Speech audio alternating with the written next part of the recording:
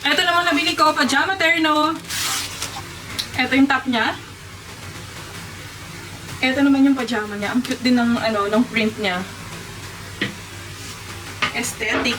Aesthetic siya. Ayan. Itong pair na to, 135 pesos. Meron pa? Ay, no, Hello Kitty. Wala akong mga Hello Kitty. Ako nag-order. Hello Kitty. Ito naman yung kanyang pants. Ayan. Checkered na red. Last na design. Ayan, si Pooh. Ito naman yung pants niya. Ang cute.